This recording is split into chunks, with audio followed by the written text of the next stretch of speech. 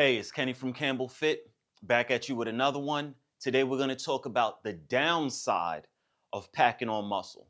Roll the intro. Exercise these demons. Yeah, I'm here for one reason. Exercise these demons. Exercise these what? Exercise these demons.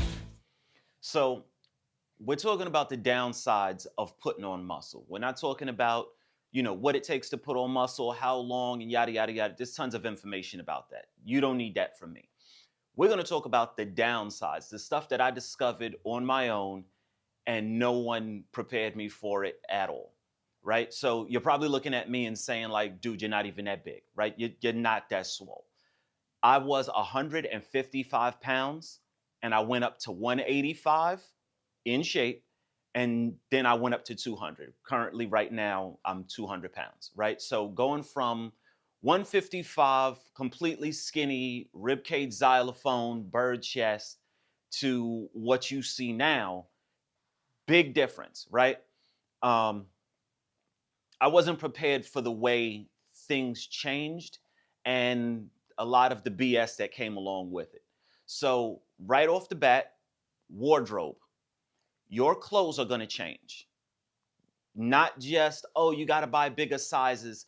It's very inconvenient to be a muscular person and look for clothes on the rack. One, I can't buy suits off the rack anymore. My shoulders are too wide, my waist is too narrow. Um, the dimensions of what you will find in the stores are no longer going to match your physique once you put on a certain amount of muscle. Currently, I'm wearing, I'm buying, I'm buying a 38-inch waist. I do not have a 38. I do not have a 38-inch waist at all, right? I have like a 35, sometimes a 34-inch waist. Why am I buying my pants so big? Because I need it to be able to fit over my thighs and my butt. Because I've been squatting, I've been on the leg press, right? I'm moving weight now, and my waist is way smaller than what my legs present. So now I'm buying big pants and I got the belt like tied around the waist like it's a lifting belt, right? I gotta wear shirts that cover up my that make sure that they cover up my belt so I'm not walking around looking like Wacko from Animaniacs, right? This is the type of stuff that I'm talking about. That favorite shirt that you have, you're probably not going to be able to button it anymore. This is why you see so many bodybuilders and athletes wearing a lot of stretchy clothes. They're not being jerks. They're not trying to show off their physique. I mean, some of them are, but realistically, you're going to need something that's going to stretch. Otherwise, you're going to buy a bigger size than what you actually need, and it's just going to look like a sheet draped over you. Before we go any further, please like the video, subscribe, hit the bell. It helps the channel out. I don't have a huge following, so every little bit counts, every little bit helps. If you like the shirt that I'm wearing, this isn't even my final form. Go to CampbellFit.com, go get you some nice stuff. Your sleeping is going to change. I don't mean that you're going to be sleeping more. I don't mean that you're going to be sleeping less.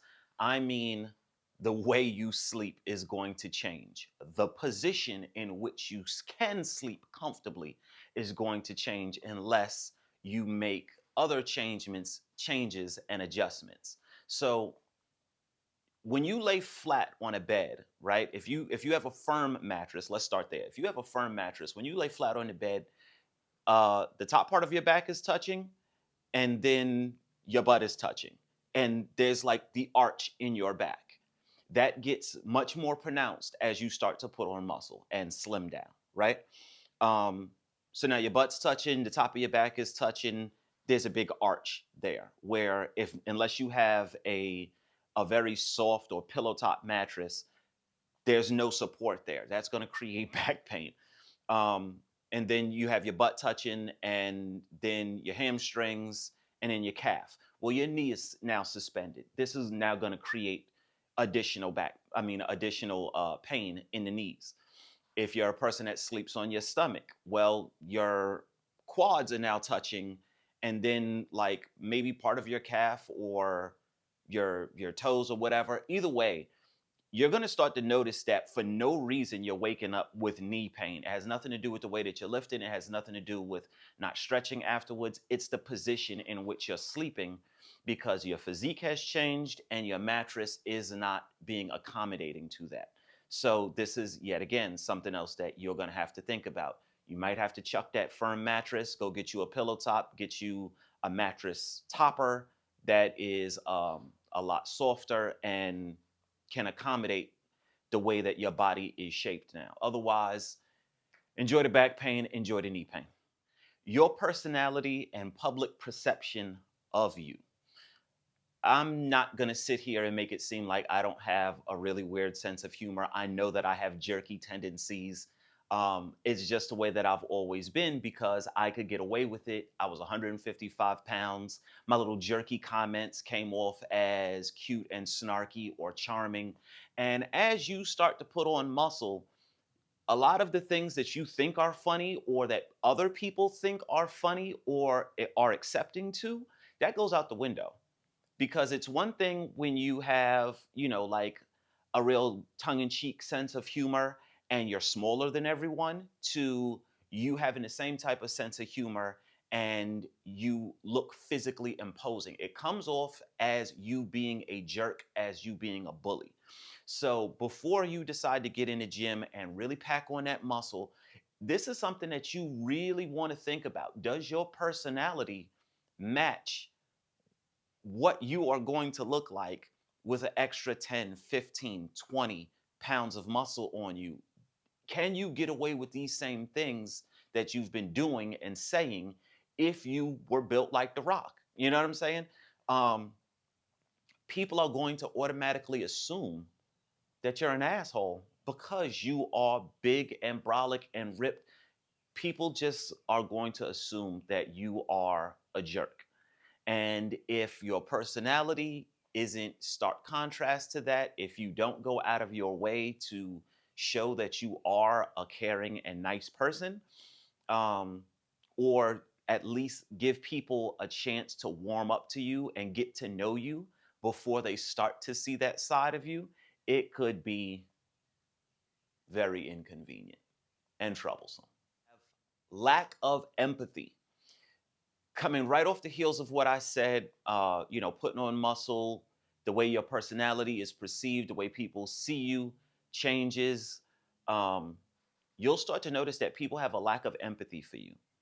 Whereas before, if something were to happen or someone was to say something that could hurt your feelings or does hurt your feelings, because you are a big, strong guy, or, you know what I mean? Or, oh, well, she looks really big and strong.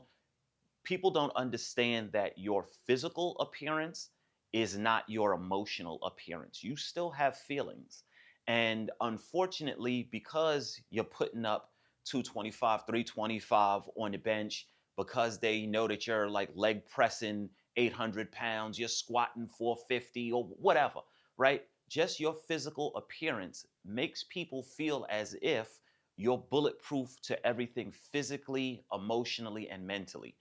And you may have to, I don't want to say physically bring them back to reality, but you may need to start to verbalize, hey, that was offensive to me.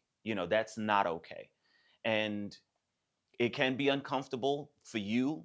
Um, I'm sure it's going to be uncomfortable for them having somebody that could, probably break them in half, tell them, hey, you offended me.